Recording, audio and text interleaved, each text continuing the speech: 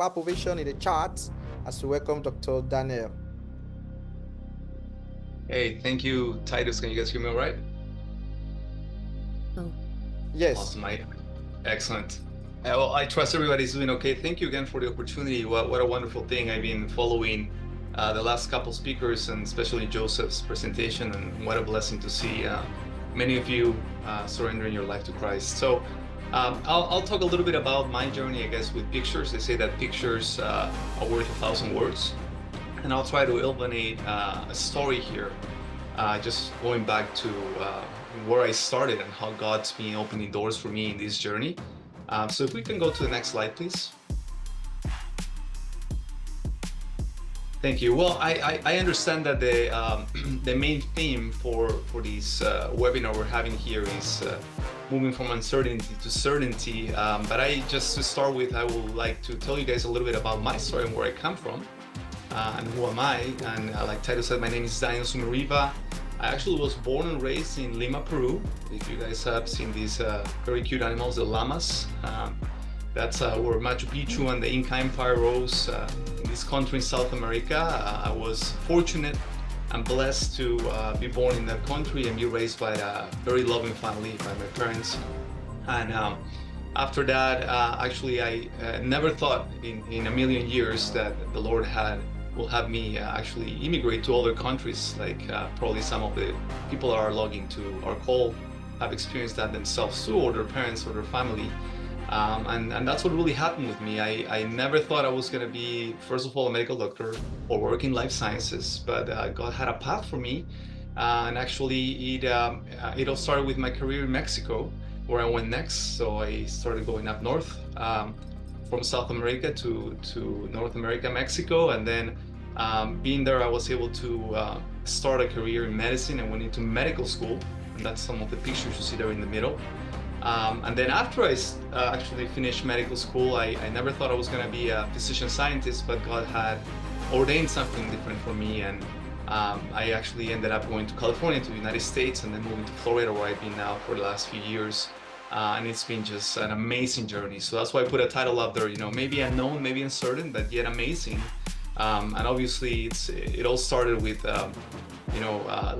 yielding to God's plan for my life without even knowing necessarily what He was building, right? The building blocks He was putting there in the baseline for all of us. And I want to share Jeremiah for this slide because I think it's so appropriate. Jeremiah 10:23 says, "Oh Lord, I know that the way of man is not in himself."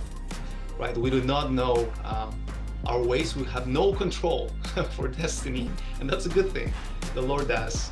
And if we find our identity in Him, then we definitely will be following an adventurous path, but an amazing journey again. So it is not in man who walks to direct his own steps, right? We may think we are the ones opening the doors, we're the ones taking the steps in the right direction, but that's not necessarily true. The Lord is really the one connecting the dots for us. And just pausing and looking back at any stage of your life, it's amazing to see how God is really building that story for us. So yes, I've been able to go from Peru to Mexico and now to the United States. And who knows, Titus and all of you in the call from Canada, I may be joining you guys in Canada and later going to Alaska too, why not? Because the Lord has had me in this path from south to north this far. If we can go to the next slide, please. So I'll try to go ahead now, expand a little bit in that big picture of a journey that the Lord had for me with the first slide into the next 4 slides. And I titled some of these differently just to kind of like maybe help us a little bit understand, how God uses different things and different people in your life to really be able to, draw that painting for you to begin with, right? And in my case, again, I thought about being an astronaut at one point when I was a little kid. I want to be a security guard at one point. I remember telling my parents that, and they used to laugh about it, and we used to joke about it, and that would have been really fun too.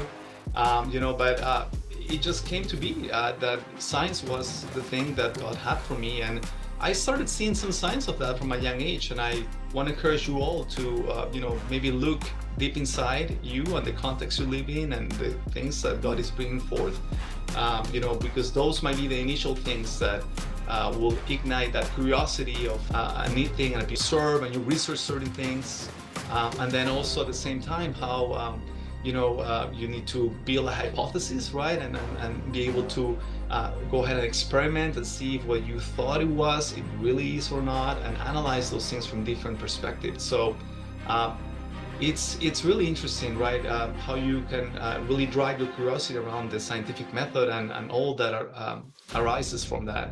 And then on the left, you'll see that there's a really strange picture there, and that's actually a picture from some cells that are called exosomes. They're in the membranes of these other cells. In this case, these are rat liver cells. And the reason I'm bringing this to you guys' attention is because in high school, one of my teachers actually went ahead and gave me this picture as a gift after we took it on an electron microscope, which is a very powerful microscope. And I remember as if it was yesterday how he came and brought this big apparatus and he put it there for us in science class, and I just couldn't take my eyes away from it. We ended up looking at these cancer, and that's what I saw in my life from a young age. And I had a great influence from a youth pastor, cells from a rat, and he explained and attached to these older cells called mitochondria. You probably have heard mitochondria, which actually deliver energy. And he said, look, in this case, these are cancer because you don't see that much activity of these little black dots called exosomes, right? Actually delivering these and digesting these fats around that area, which is in the liver, which is very fatty. So just those things, right? Really interesting. And even when I went into medical little rat, so you probably can't see them really clearly in that picture because the white coat, but there's a few rat clan experimenting with those and taking care of those as well, and those were a mission trip. And that's the other thing that I want to mention, right? In passion through compassion, and this is me serving. How can I affect people? How can I affect people for the gospel? Something good and great, right? For the Lord. I trip to the Amazon. I was able to go with my wife years later, and I remember pastor took that, but no one knew that when he was born. So those are just things that really resonated with me a lot. If we can go to the next, before we go to the next slide, there's a little Bible verse that I put there in the bottom, which has a lot to do with this slide, which is Psalm 37:4, which says, "Delight yourself in the Lord, and He will give you the desires of your heart." And that is so true, so true. You find your identity in Christ, you find what you're passionate about, and then after that, you end up actually pursuing that calling that God. Okay, let's go to the next one, please. Okay, perfect. Second point, really quickly going through this one, is you gotta be also teachable, and you need to be able to do hard things, right? There's no easy way, there's no shortcuts. So once the Lord opens doors for you, and He does, like in my case, yes, go ahead.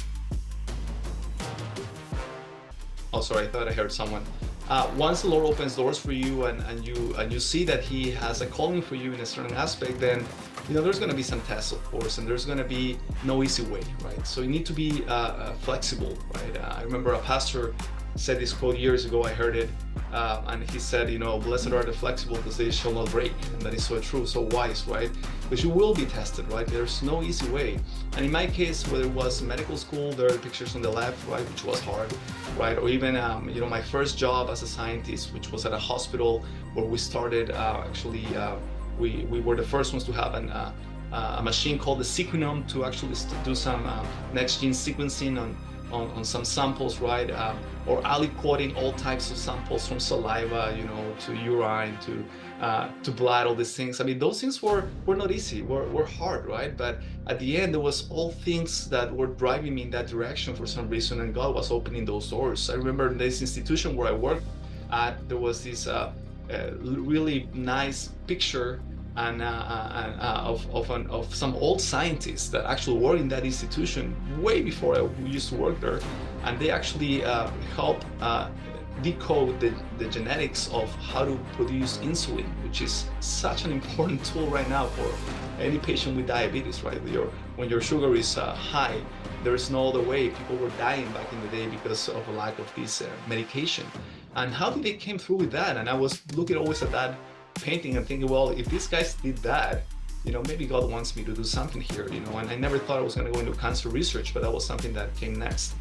And on the right hand side, one of the toughest jobs I had was actually leaving California, going all the way to the other coast to Florida, where I am now, and actually working in phase 1 research, which is first in human research. When you do research in actually humans, in this case have cancer and have no other choices. These patients are literally dying, and the only way they can try to spare their life is through something experimental, something that has never been done in humans. And I worked long hours, sir. I used to take a subway, the train, Uber, everything all combined, more than an hour and a half to get in and out of this place where I was working. And I have a picture there of actually me getting back home really late and finding my daughter's already asleep. In this case, it's my middle child, Camila. And that to me just is one thing that reminds me, right, that, you know, it wasn't easy. It wasn't easy leaving early when everyone was still sleeping together on time, and coming back late and knowing that I couldn't see my girls. But it was just a season. And that's a thing too, right? God has different seasons for you. I learned so much at this job. I remember when I arrived the first day, actually, very early to the city of Miami, to Miller School of Medicine in the University of Miami, where I was working, and I remember getting out of that subway and thinking like, gosh, what am I doing here? I was doing better when I was in California, in this other place where I was working. And I remember the first thing I saw was this big banner that said, the future of genomics is here. This is a number 2 in the nation research funding institution. And I would have never dreamed of that. And I love genetics. I love genomics. And that was something that God had opened for me. And doing hard things, that's just all the way, right? After that, I had another job where I had to learn how to do statistics, and then I had to do biostatistics, and I had never done that for to publish a paper. And God opened doors for me to do that through my mentor, which I'm going to speak about in a second too. We did the first study on Hispanics, comparing actually treatments in Hispanics with immunotherapy and seeing the response rates on that. And I was able to do all of that. And when I remember when my mentor told me like, hey, can you do that? I thought to myself, and I said to myself like, maybe I just say no when I get out of this one. But I know, I said, listen, you know what? I know some things, but I don't know everything about this. But you know what? I can do it. I think I can do it.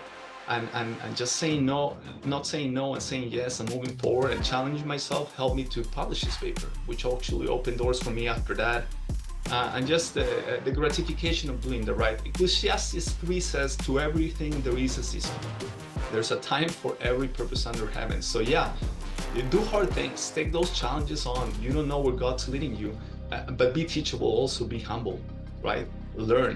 Learn also from your peers, learn from those around you. Let's go to the next slide, please. And then it's not just about you learning and taking it all in, you gotta pass it on. You gotta pass on the baton and let your testimony shine, right? Let your light shine for the Lord. And here are just some pictures of the opportunity God gave me from a young age to mentor others, to mentor other young scientists. I know the names of all the individuals in these pictures. Actually today, their center front in the upper corner, you're gonna see a picture with a bunch of people that are all together, and that's what we're celebrating at our current company, Caris Life Sciences, where I'm a senior director of molecular science. This is my team. This is a team of 50 plus scientists, which I had the privilege to work with every day. But it didn't begin like that, right? It began by helping one, like Alberto, who's all the way in the left, and we did this really interesting poster in cancer research. And then after that, there was another one, which actually was awarded the Medal of Honor of Research at UCLA. And then even currently, I've had a couple of our molecular scientists actually win awards in our company. But in the center, I want to bring to your attention my mentor, who's in that bus. His name is Luis Reyes. He actually got used him to drag me into what we call medical affairs and learn a little bit more about molecular science in cancer. And I had that opportunity to work with him and others that I actually have been able to work with. Even the Society of Medical Science, had me as a speaker, and that was such a great honor. Or patient advocates, just helping patients understand how molecular profiling works. Matthew 28 says, just as the Son of Man did not come to be served, but to serve, right? So you gotta become second, you gotta pass on the baton, you gotta help others as well, and God will use you. Let's go to the next and last slide, please. And then also at the end, my goodness, do enjoy, right? Really enjoy the fruit of your labor.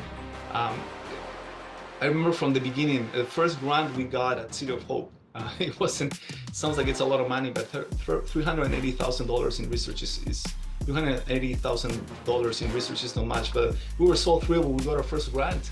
in breast cancer research back then, right? And then after that, even in the middle, you'll see a picture where I'm there with my wife and others in that same place in Puerto Belén in the Amazon, where I came back years after finding my wife and being able to go with her and serving others. What an honor that was. Or even recently, being designated as an expert in the field of liquid biopsies at a major conference, bringing highlights around the globe. But also having fun, like I said, for example, there's a little band that we put together with some of our nerdy scientists from the company I'm with. We call ourselves the Masters of Sounds and Lyrics. We won actually a prize on a contest, doing music. We love doing that and practicing when we get a chance. And there's other pictures of me just presenting as well. But I'll actually quickly just take your attention to the right upper right corner, because that was really neat. I actually, years after working in research with my mentor, Dr. Reyes, we had an opportunity to go to a gala where they recognized my mentor, and we actually were able to meet with patients. The patient that's right there with the dark black coat in the middle and gray pants, that is a patient that had head and neck cancer and was cured because of this investigational drug that we were actually testing. An amazing story, and it was so rewarding to see him doing so well, right? And then, of course, also have fun with the family. I've been able to journey all around the US and the globe, really, go to different places for conferences, and I try to take my family with me, They get to enjoy that, my girls, my wife, and it's just such a privilege too. So the Lord actually blesses not only you, but your family through all of these opportunities. Psalm 128 says, when you eat the labor of your hands, you shall be happy and it shall be with you. And that is so true, it's so rewarding. So also take those times to pause, look back and enjoy, right? And rejoice in the Lord for what He's done. And my very last slide, just to thank you all, is the next slide here. And Peter Doherty said it, Nobel Prize 1996, good scientists are perpetual kids. And I see myself like that. I've always been, the little nerdy kid, joking around with my girls and everybody else. This is actually a picture of what ChatGPT can do today if you prompt it to do a little action figure of yourself. I just thought it was fun. Someone passed it along to me and I copy pasted it and put my name on it. But if I can help anybody, here's my email address as well. And again, Titus and RFG, thank you for the opportunity. I'll take some questions if there's time.